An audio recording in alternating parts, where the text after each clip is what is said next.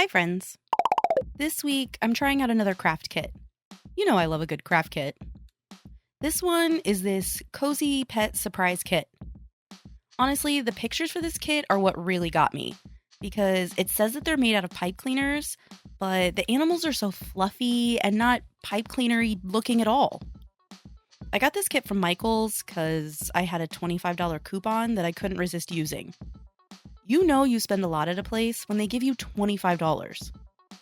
Anyway, let's just take a look at this kit. The box doesn't really have a lot of information on it, other than that it says it's made in China. And the front has these little, pop-out doors for some reason, and one came already popped out. There are some very dapper-looking dogs on here, and a Santa dog, or I guess a Christmas dog, or a winter dog, with a random floating ball. Ruth Bader Katzberg, and a pop star dog? Healing gifts, whatever that means. Let's just open this up. We have some pet ID cards. Love conquers all.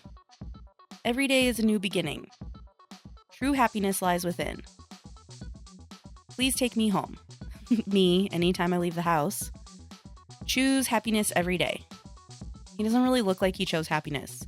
He looks like he chose constipation. Have a great day. Okay, we have the big fluffy pipe cleaners, more pipe cleaners, accessories, a bag of eyes and noses, all the tools, a brush, a mirror. These are fancy. And, oh, thank God, there's a manual. I got a little worried for a second. So all the animals have names and occupations and hobbies. Nice. Let's open the tools. So the mirror is actually a blusher. There's a ruler, some keychains, a little sponge that probably goes to the blusher, scissors, a makeup brush. I bet that this is glue. A nail brush, and tweezers. Let's open they're basically giant fluffy pipe cleaners, but the instructions call them fleece. And they are so soft, so soft. And they're not even that weird soft that catches on every flake of skin and makes you want to rip your hands off. They're a nice kind of soft. It does have maybe it's a chemically smell, but I don't hate it. So maybe it's not chemically and it's just new.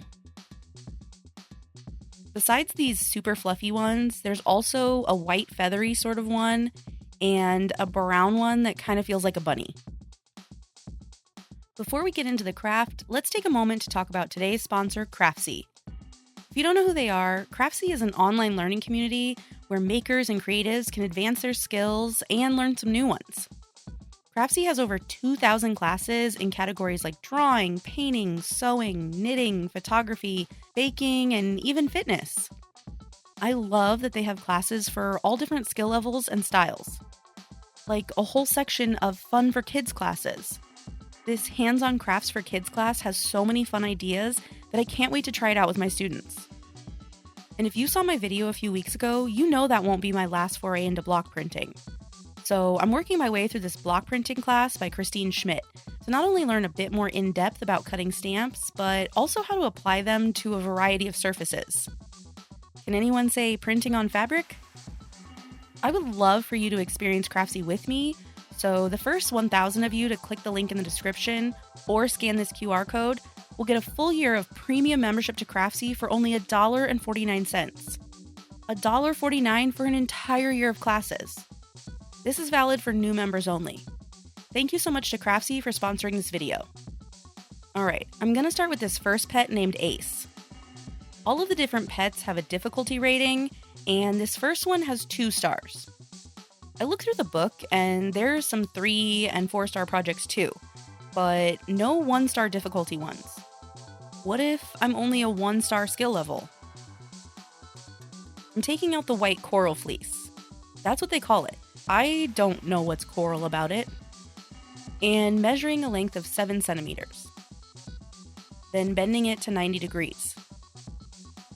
And then from here, I got really confused. The footage is not paused, just my brain is. These directions are so awful. I do not understand what they're saying. Like, look, instruction number 1, take out the fleece pipe cleaner and ruler, measure 7 centimeters. Got it. Number 2, bend it to 90 degrees. Check. Number 3, reserve 12 centimeters of the remaining pipe cleaner. How do I reserve it? Do I need to call someone? But really, does that mean that I cut it off, or does that mean I keep it? Then this part, the actual length of the circle shall prevail. Good for it, but what does that even mean? Prevail at what? Like, who the heck wrote this? Alright, I never do this, but I'm gonna check out their YouTube tutorials. This is not a slight on any company that goes to the trouble of making tutorial videos for their kits. Like, that's great. I'm just a really impatient person, and I want to get right into crafting, so I never bother to look at the videos. But I stared at these instructions forever, and I could not make heads or tails of them. So I really had no choice. Luckily, this company has videos of every single pet in this box.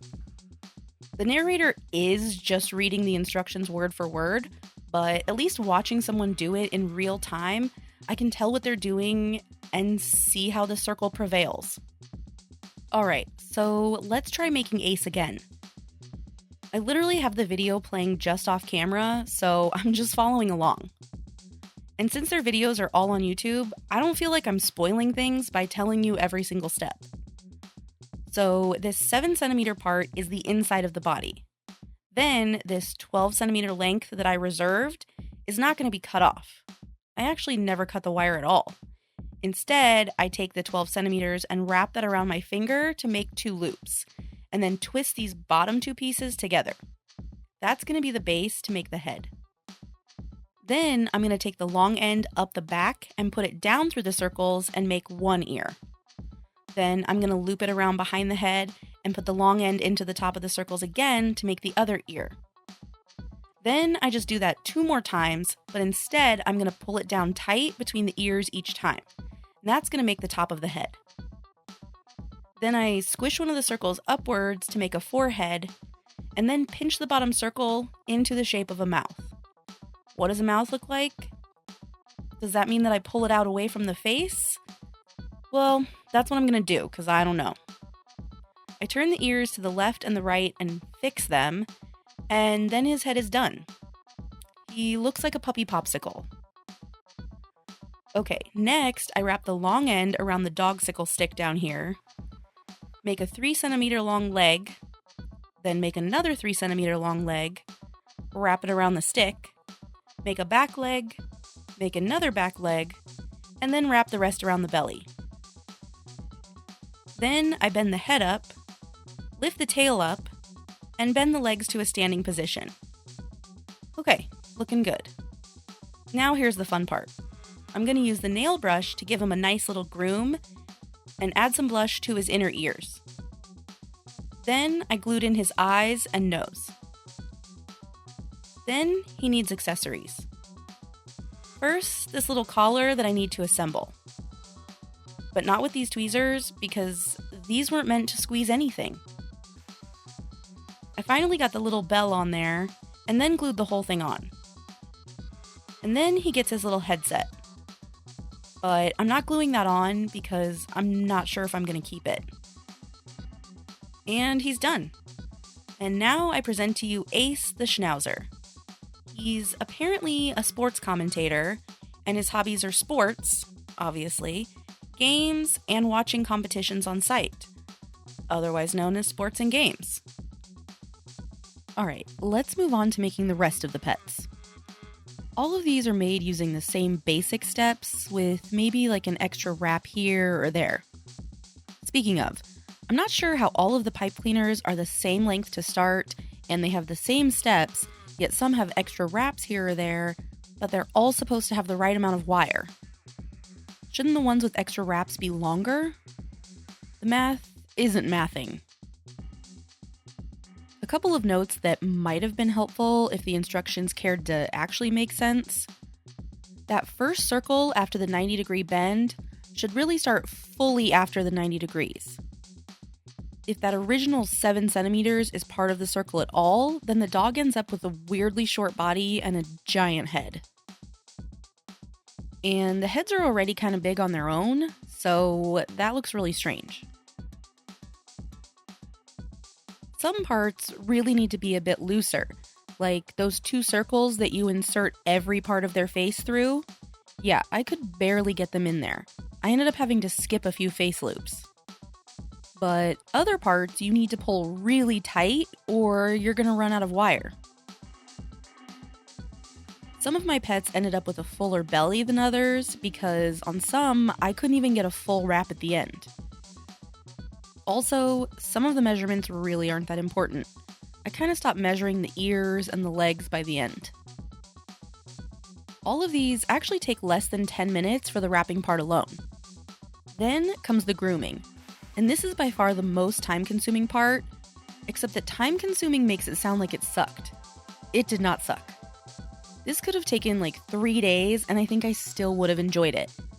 It was like time delicious. I just didn't want to stop. First, it says to kind of pull out the fur where it's stuck in the wraps.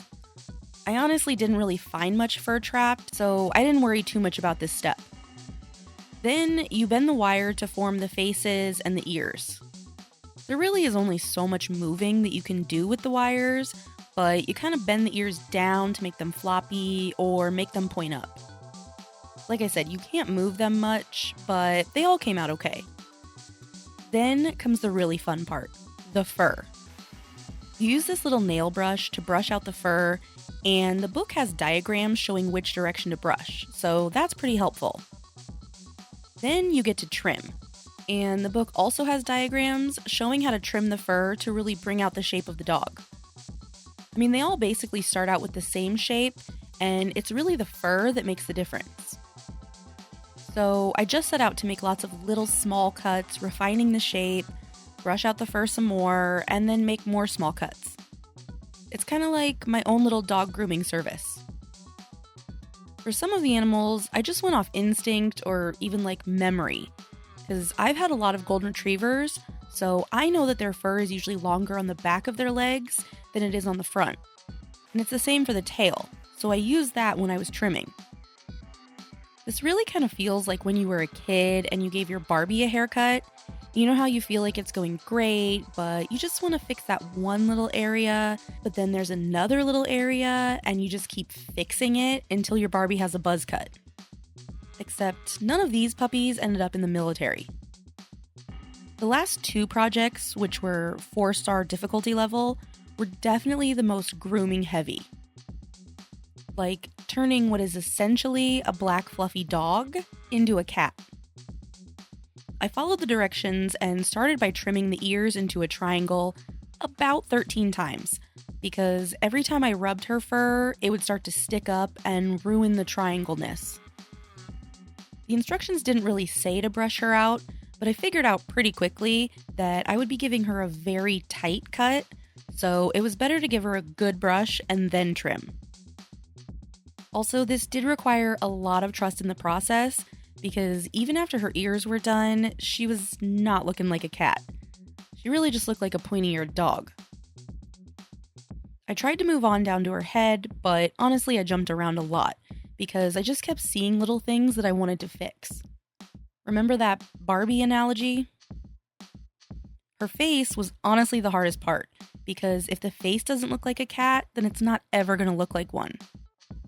The picture in the instruction manual looks like the face is kind of round and flat, but I sort of picture cats with a more pointy face, so that's what I went for. I'm also kind of hoping that the eyes and mouth will help a bit.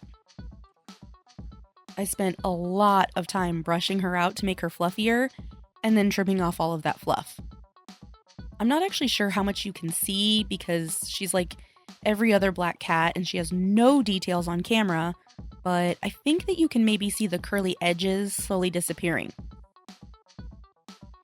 I wouldn't say that this part of the craft kit is the best for kids because I'm taking a lot of artistic license on this, and their instructions leave a lot to be desired. But I'm definitely not having a bad time. I would make more of these just to sit here and trim all of them. It's that fun. Do you think that this is what making hedge sculptures is like? I will admit that her tail is an absolute mess. The wire for that part didn't end up very long, and the furry part is loose and sort of unraveling from the wire. So I'm trying to be really careful to trim, but not accidentally cut her tail off.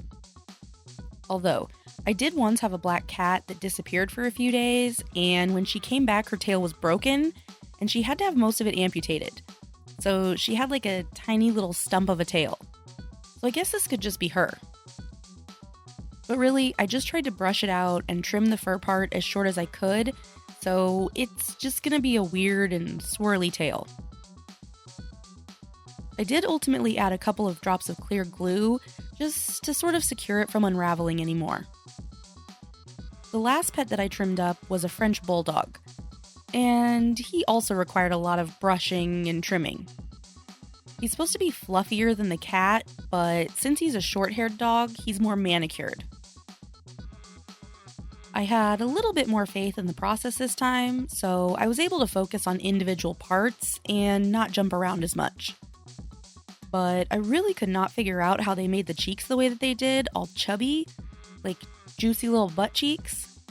I could not get his wire skeleton in any form that would look like that, but he still came out pretty cute.